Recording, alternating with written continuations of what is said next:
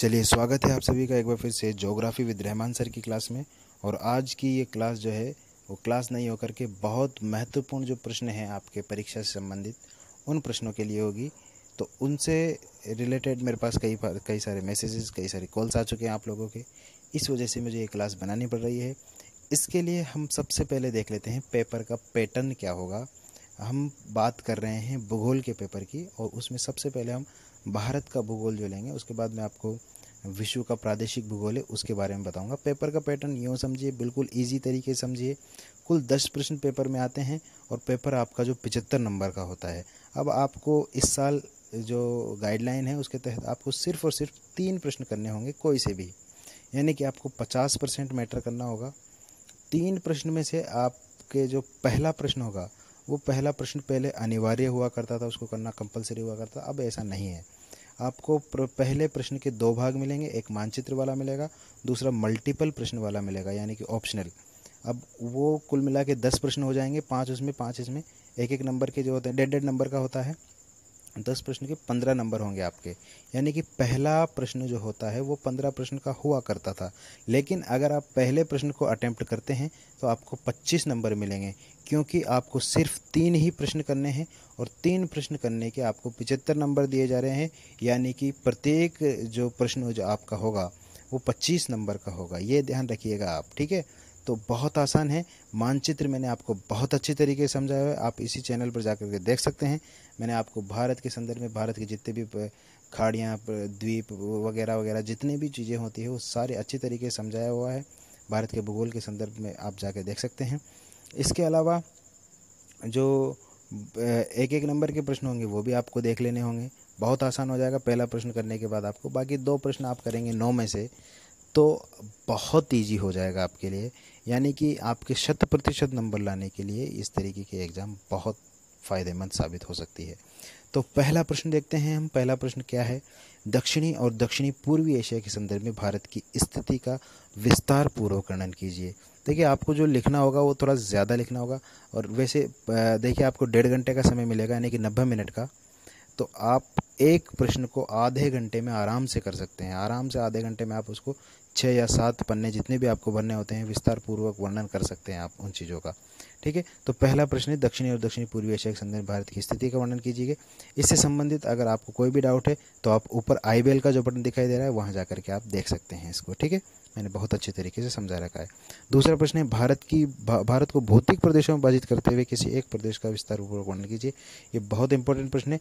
पिछले साल इस तरीके का प्रश्न नहीं आया है, तो इस बार पूरे चांसेस इस प्रश्न को आने के, ठीक है। भारत के भौतिक प्रदेश और उसके किसी भी एक जो भी आपको आसान लगता है, चाहे हिमालय का पर्वत हो, चाहे उत्तर का विशाल मैदान हो, चाहे प्रायद्वीप है, चाहे द्वीप समूह, कुछ भी आप वर्णन कर सकते हो। इसके लिए भी आप ऊपर आई बेल बटन जो दिखाई दे रहा है आपको वहाँ पे देख सकते हैं।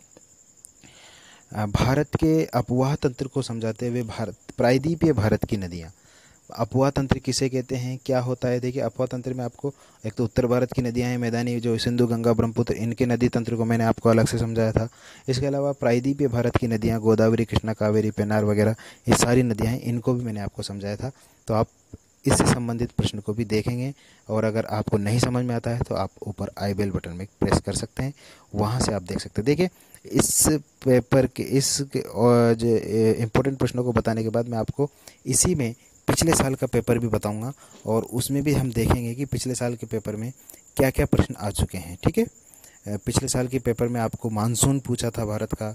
पिछले साल के पेपर में आपको जो है भारत की मृदा के बारे में पूछा हुआ था। इस वजह से उन प्रश्नों को हम स्किप करते हुए आगे चल रहे हैं, ठीक है। अगला प्रश्न है, भारत में जल विद्युत, कोयला उत्पादन और वितरण पर लेख लिखिए और ऊर्जा संसाधनों के संरक्षण का समझाइए। पिछली बार जो है पेट्रोलियम पूछा था, पहली यूनिट के प्रश्न है सभी, आपकी यूनिट नंबर 1 है उसी के प्रश्न है सभी।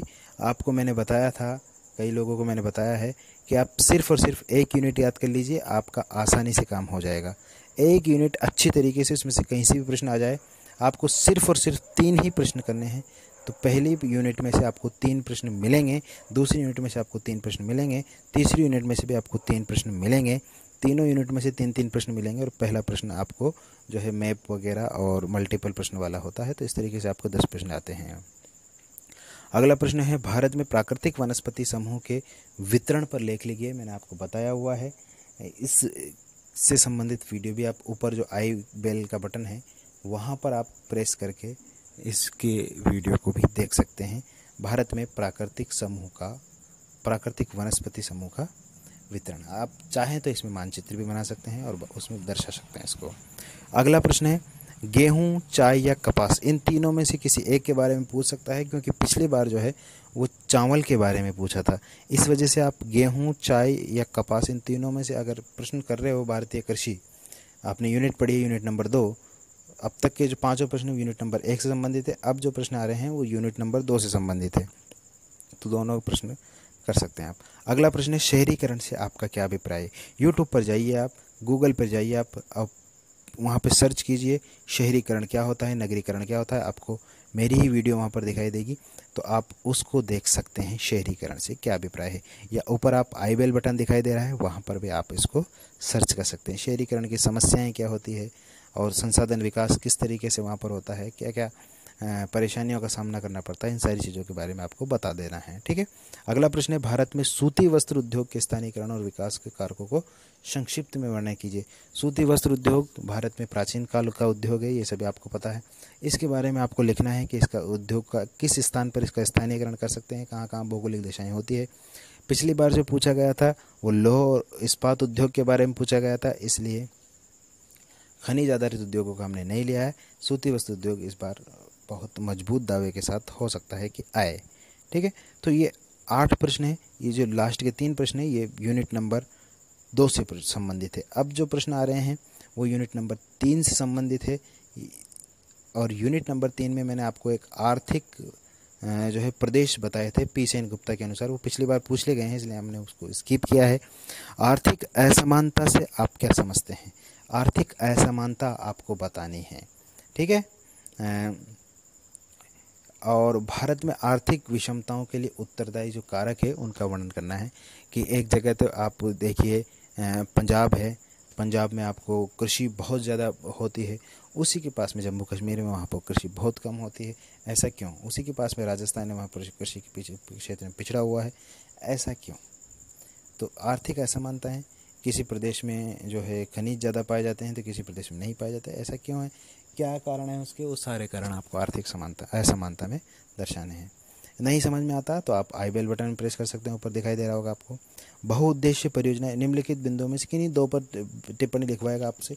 ध्यान रखिएगा, कोई भी एक प्रश्न जो आप कर रहे हैं वो 25 नंबर का प्रश्न है। ठीक है, 3 प्रश्न करने हैं आपको, और दोनों ही परीक्षा एक साथ होगी आपकी, ये भी ध्यान रखिएगा।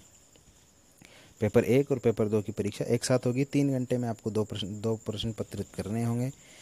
बहुउद्देशीय परियोजनाएं मैंने आपको बताई है, हीराकुंड वगैरह, इसके अलावा दामोदर नदी, नर्मदा नदी, ये नर्मदा नहर परियोजना, सारी परियोजनाएं मैंने आपको बताई है। आई बेल बटन में आप प्रेस कर सकते हैं। इस सारी वीडियो की लिंक मैं आपको डिस्क्रिप्शन में दे दूंगा, वहाँ से भी आप इनको देख सकते हैं अगर आपने नहीं देखा हो। अभी आपके पास 10-15 दिन का समय है, आप आराम से कर सकते हैं। भारत में रेल परिवहन इसके भी मैंने बहुत विस्तार से बताया, बहुत आसान तरीके से बताया, ट्रिक्स बताई है इसकी, और वो भी आप देख सकते हैं ऊपर आई बेल बटन में। हरित क्रांति और उसके प्रभाव हमेशा आता है ये प्रश्न, इसको अच्छी तरीके से याद कर लेना अगर आप कर रहे हैं तीसरी यूनिट से कुछ। तो हरित क्रांति और उसके प्रभाव, भारत में इसका वर्णन, क्या क्या प्रभाव इसके भारत में पड़ेंगे, ये सब चीज़ें आप इसमें देख सकते हैं। इसके अलावा जो आखिरी चीज़ है वो जनसंख्या घनत्व और वितरण। हालांकि जनसंख्या से संबंधित प्रश्न पिछली बार आ चुका है, लेकिन ये एक बहुत बड़ा मुद्दा है। अभी वर्तमान में भी आपको पता है कि जनसंख्या कानून से संबंधित कुछ चर्चाएं चल रही है, तो इस वजह से हो सकता है कि ये प्रश्न आपको परीक्षा में देखने को मिले। इसलिए भारत की जनसंख्या घनत्व और वितरण पर आपको लेख लिखवा सकता है, तो आप इसके आंकड़े और डाटा अच्छे तरीके से याद कर जाए। ध्यान रखिएगा, एक प्रश्न आपका 25 नंबर का है। मैं बार बार आपको याद दिला रहा हूँ, एक प्रश्न आपका